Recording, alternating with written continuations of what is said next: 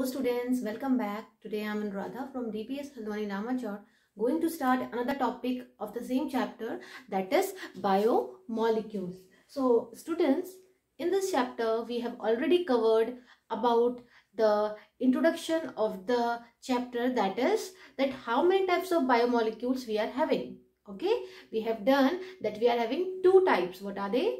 Biomacromolecules and biomicromolecules, and on the basis of the test or the analysis we can find out the two different types of biomolecules, right? So the first biomolecules which we have covered till now, that one is the amino acids. Okay, in the amino acids we have done the classification of amino acids. Okay, because these are the simpler unit. What are they? These are the simpler unit. By the addition of this simpler unit, what will happen? It will make a biomacromolecules. Okay.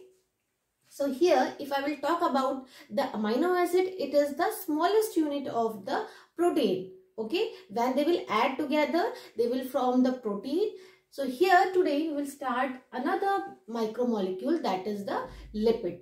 Okay, so lipid is what? Lipid is somehow we are categorizing into what? If I will talk about the fats, okay, we are talking about the fats because we are categorizing these fats or these things into the biomacromolecules. Why? Because when we are going for the filtration of that method, in that one, these fatty acids will remain into the retentate. They will not get passed on through the filter. Okay, and it is not being added into the filtrate of our solution. Why it is happening so? Because we know the size is small of lipids, but when we are crushing them, they are entangled with the membrane of the cell. Okay, due to that, it will not be able to pass on through the filtered paper or whatever we are using for the filtration method. So here, I will talk about the size of the lipids, they are small in size. That's why we are studying it here. And characteristics of lipids are what? They are insoluble in water. Okay, they cannot be soluble in the water, but they can be soluble in some of the organic solvent like toluene, benzene, chloroform. So in these things they can be easily soluble. Okay, now again we will do about the lipids. Classification of lipids, we have classified into three types. What are they? Simple lipids, compound lipids, and the derived lipids. So the three main category of lipids are simple lipids, compound lipids, and the derived lipids. So the first one we will start with the first, that is simple lipids. Lipids are what? These are the esters of fatty acids and alcohol. Okay, when we will combine alcohol with fatty acid. Okay, if I will show you a simple example, RCOOH.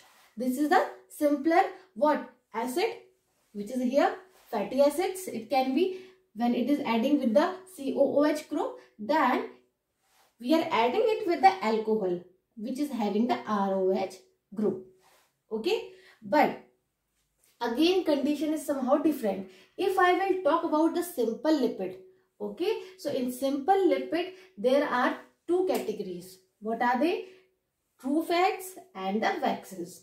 Okay, whenever we are talking about the true fats, so it means that instead of this alcohol, what we are having? We are having the glycerol, which is having this alcohol group in their structure.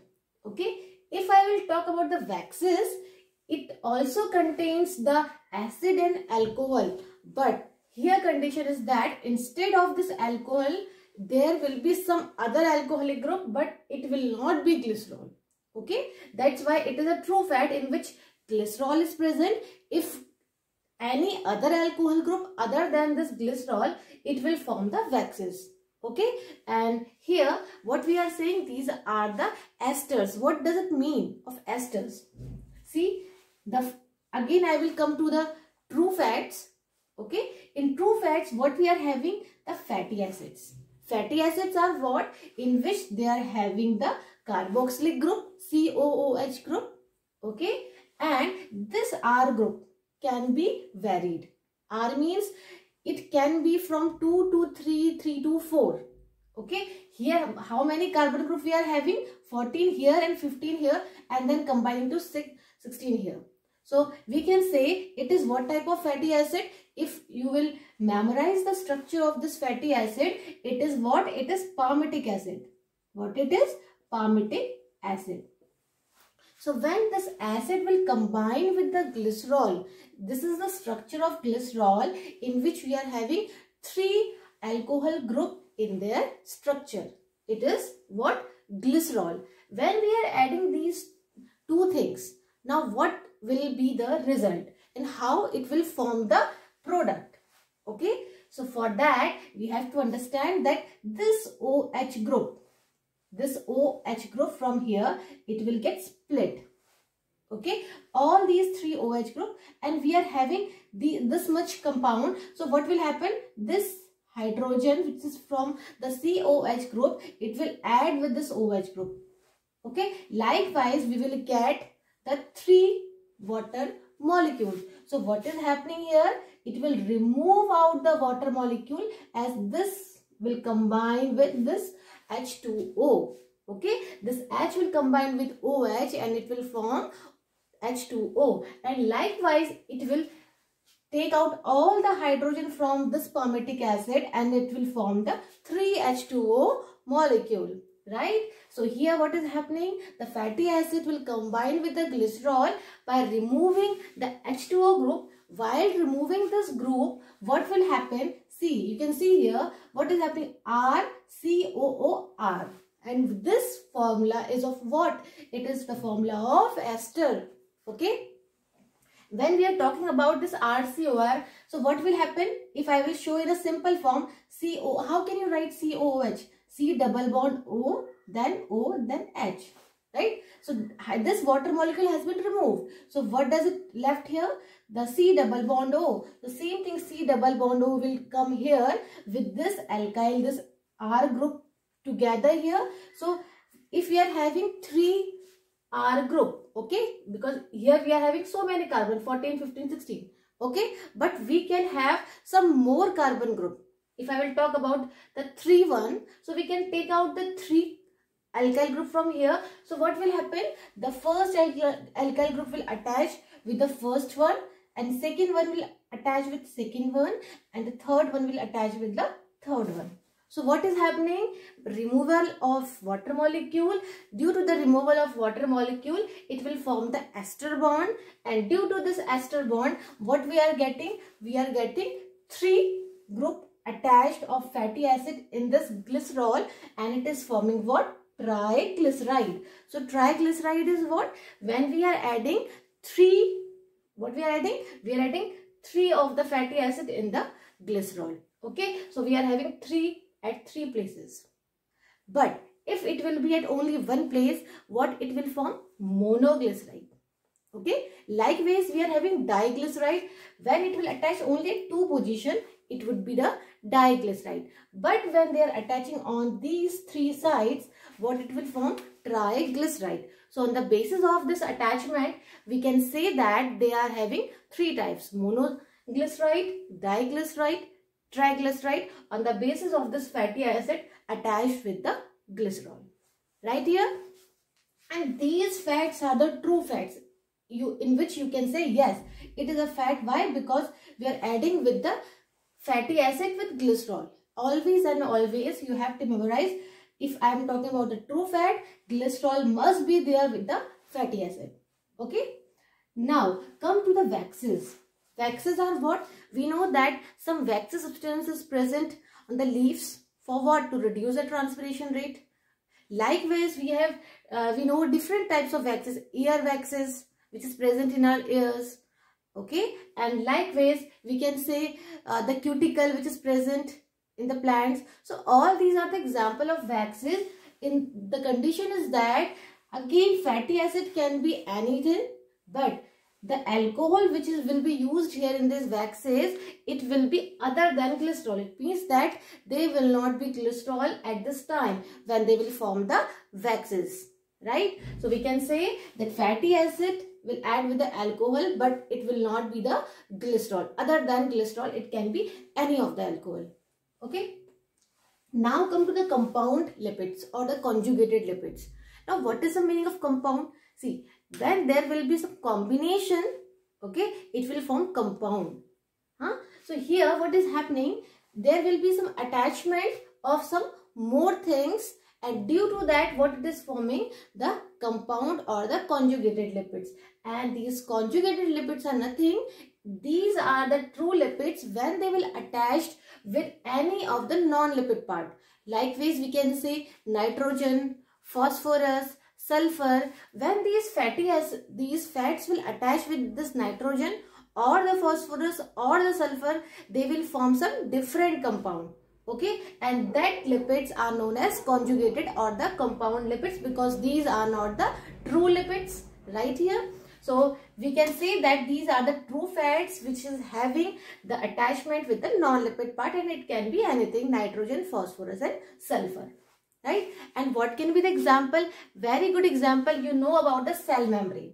Okay, cell membrane is what? We know that they are having some hydrophobic and hydrophilic structure, in which the surface which is present, it is the hydrophilic, because it is what? It is present in the contact with the external environment. So these are hydrophilic and these are the hydrophobic. And we know that plasma membrane structure is what? Phospholipid. It means that the lipid and phosphorus are adding together in the plasma membrane, right? So these are the example of what? Conjugated lipids, in which the lipids are attached with some phosphorus group. Likewise we can say glycolipids. Glyco relates to what? Sugar, and lipids then again this fat. So when they are attached with this glucose or the sugar, they will form the glycolipid, and this glycolipid is the constituent of the glycocalyx. Okay, the membrane which is present outer than the cell wall. So these are what? Glycocalyx. Likewise sphingolipids, in which nitrogen is attached with the lipid. Then lipoprotein, when the lipids are attached with the protein. So we can say when the lipids are attached with some of the other non-lipid part, these are known as the compound or the conjugated lipids. Right here. Now, one example which is given in your book, and it is very, very important from the examination point of view. Lecithin.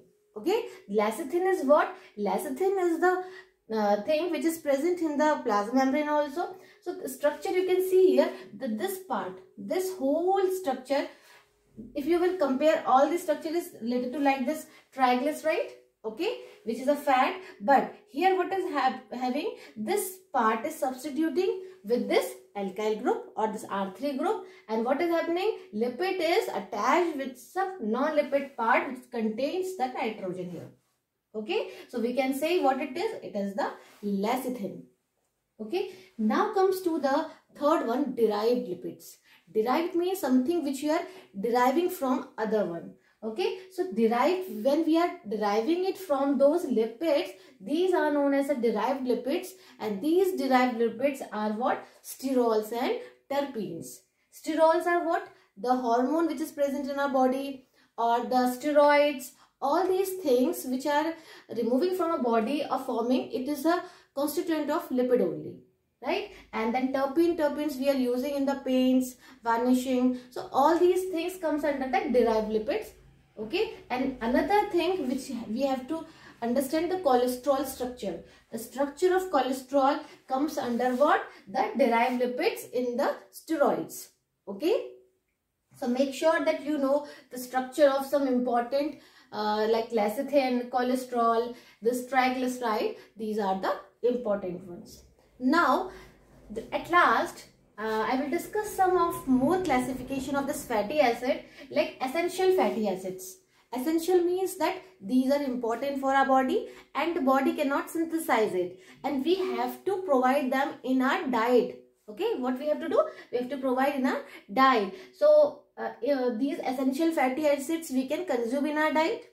Now, another one is the non-essential fatty acid. It can be synthesized by our body itself. Okay, so no need to add in the diet. Now comes to the saturated fatty acid and the unsaturated fatty acids. Now question arises that what is the difference between saturated fatty acid and the unsaturated fatty acid. So saturated fatty acid, in which there is only single bond, bond C. Okay, so no double bond and no triple bond is present, and the characteristic is that they are solid at room temperature. Okay, mostly in case of animal fat, if I will talk about the animal fat, they are solid at what? Room temperature.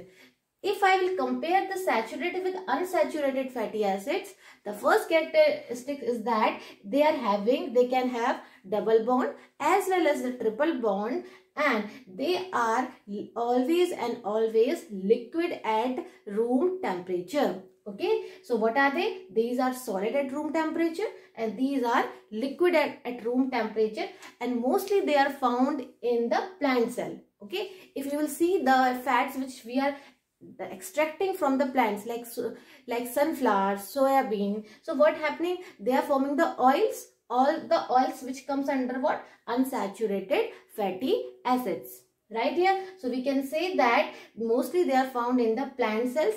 The third characteristics, the melting point. So on the basis of melting point, we have categorized this fatty acid into the saturated as well as unsaturated, right? We can say it as a hard fat or the oils also, respectively. So the melting point will be high in the saturated fatty acid. Why? Because they are solid. We have to give more temperature. Okay, and here the melting point is low because already they are present at the at room temperature and liquid nature. Okay, so we can say that they are having saturated fatty acid and unsaturated fatty acids, and examples are what? The palmitic acid or the stearic acid. These are example of what? Saturated fatty acids, right here, which you can see here. One of them is palmitic acid. So these are what? These are the saturated one, and the example is unsaturated fatty acid, that is oleic acid, right? So examples must be there in examination, so you have to memorize all these examples here also. One more reasoning question is there, that which one is more harmful, saturated fatty acid or unsaturated fatty acids? Okay, so what we will say, that the unsaturated fatty acids, they are having double bond and triple bond. So what will happen? Due to the hydrogenation, what will happen? They will break their double bond and triple bond into the simpler saturated fatty acids. So these are not that much harmful for our body. But if I will talk about the saturated fatty acids, they can be accumulated in our body because they will not be able to break down into simpler one. So what will happen? They will start accumulating into our blood vessels and can cause some of the disease or some of the problems in our body. Okay, now again, example of essential fatty acid, you must have heard about this omega-3 and omega-6. These are very good for our body, but we have to take in our diet from the outside. That's why this linoleic acid, alpha linoleic acid, and this linoleic acid will form what? This arachidonic acid. So all these are the essential one which is required by our body. Okay, so that much is there in this part of lipid.